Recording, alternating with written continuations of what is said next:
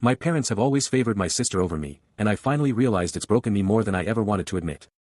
I, 22M, grew up in a house where love always seemed to have conditions. I have one sibling, a younger sister named Emily, 19F, and from the time we were old enough to walk and talk, it was clear she was the favorite. Everyone in our extended family could see it. Everyone except my parents, who still insist they treat us the same. When we were little, it didn't feel like a big deal. Emily was cute, bubbly, always smiling, the kind of kid who could charm anyone in 10 seconds. I was quieter, more reserved. I liked to read, draw, and build stuff. She liked attention, and she always got it. My mom would fawn over her outfits, take 100 pictures before school, and post them online. For me, it was just, go stand next to your sister so I can get one picture of you both. Birthdays were the first thing I noticed. Emily's birthdays were events, big parties, decorations, piles of gifts, everyone singing, family coming from out of town. My birthdays were quieter. A small cake from the grocery store and maybe a gift or two if my parents remembered. I remember being 10 and asking for a bike. They said money was tight. 2 weeks later, Emily got a brand new pink scooter, just because she'd been so good lately. I remember watching her ride it around the driveway while my mom cheered and took photos. I just sat on the porch and tried not to see our why. As we got older, the pattern never changed, it just got more subtle, more painful. Emily got praised for everything, no matter how small. If she got a B on a test, my parents would tell her how proud they were. If I got an A, my dad would just nod and say, "That's what we expect from you." When Emily messed something up, it was always someone else's fault or, "She's still learning." When I made a mistake, it was, "You need to start being more responsible." I remember one time in middle school, I got an art award for a drawing that got featured in a local exhibit. My mom said she couldn't make it to the event because she had to take Emily to her dance practice. My dad said he was too tired from work. I ended up standing there alone, watching other parents take pictures with their kids, holding flowers. I told myself it didn't matter, but it did. It always did. High school made the gap even wider. Emily joined dance teams, and my parents poured thousands into costumes, makeup, hotel stays, and travel for competitions. When I wanted to join the basketball team, I needed new shoes. My dad told me, "Sports are expensive, and you should be focusing on school anyway." He always said that I should be grateful that they weren't pushing me into anything.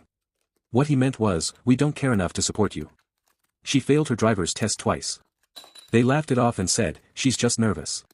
When I failed mine once, my dad told me I was irresponsible and needed to get my act together. At 16, I got a job bagging groceries to save for a car. I worked weekends, after school, during breaks. I was so proud of myself when I finally bought a used 1998 Honda Civic. When Emily turned 16, they bought her a brand new Toyota Corolla. "It's safer for her," they said. I didn't say anything. I just smiled, because by that point, I'd learned that being upset only made me the problem. The thing that broke me the most was when she crashed that same Corolla about 6 months later because she was texting and driving. Totally wrecked it. My parents' reaction: "It's okay, sweetie. We're just glad you're safe." A couple of months later, she had another new car in the driveway. When I told my mom my Civic was having engine trouble and I couldn't afford repairs, she said, "You need to learn how to manage your money better." I just said, "Okay," and went back to my room. That was the night I realized how little I really mattered to them. When I got accepted into college, I told my parents and they said, "That's great. How are you planning to pay for it?" No excitement, no congratulations. When Emily got into college this year, they threw her a whole party: decorations, food, relatives coming over, champagne. They made a slideshow of her photos growing up and posted it online with the caption, "Our baby girl is going places." I watched from the corner, pretending I was fine, but I was shaking inside that I graduated college this past May. I was the first in our family to ever earn a degree.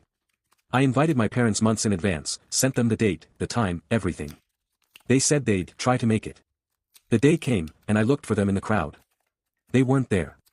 I walked across that stage, hearing everyone else's families cheering, and all I could think was how empty the room felt. Later that night, my mom texted me. "Sorry we couldn't come. We were exhausted from helping Emily move into her new apartment." No, congratulations. No, we're proud of you. Just that. I sat on my bed and cried for the first time in years. It wasn't even sadness at that point, it was just this deep, hollow feeling that a few weeks later, my mom called to tell me they were having a family dinner to celebrate Emily getting into some special program at her college. I told her I couldn't make it because I had to work late. She sighed and said, "You could make time if it mattered to you." That was it. Something in me snapped. I told her everything. Years of frustration and pain came out all at once. I told her how I've felt invisible my entire life, how they've always treated Emily like she could do no wrong, and how every achievement of mine has been brushed aside like it was nothing. I told her I was tired of pretending it didn't hurt anymore. She got defensive immediately.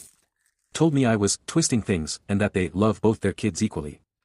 My dad joined in, saying, "You've always been so sensitive. You need to grow up and stop keeping score." That's the line they always use when they're guilty, "Stop keeping score."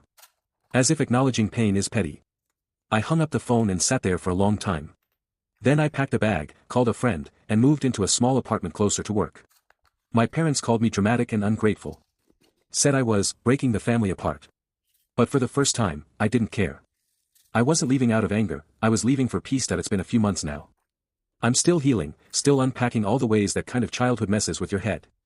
You start believing that love has to be earned, that you have to constantly prove your worth just to deserve attention.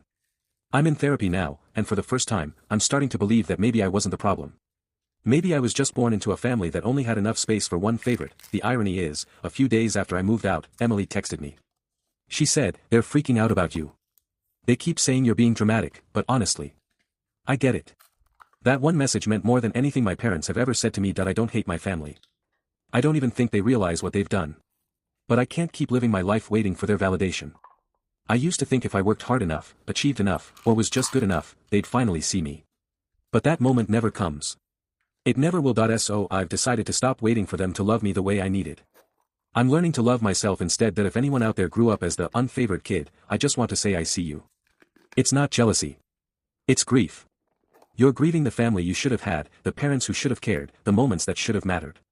And even if they never change, you can still heal. You can build your own peace, your own family, your own worth. Because no matter how hard they tried to make you feel small, you were always enough. You just needed someone to tell you that.